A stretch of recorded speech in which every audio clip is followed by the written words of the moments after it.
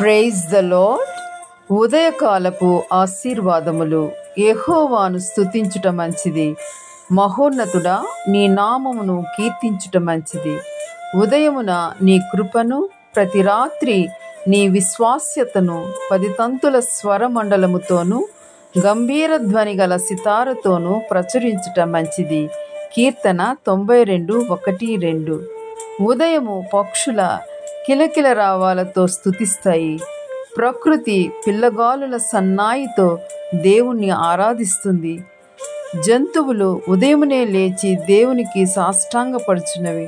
ఆయన స్వారూప్యంలో శ్రేష్టముగా చేసిన మనము ఏ విధంగా స్తుతిస్తున్నాము.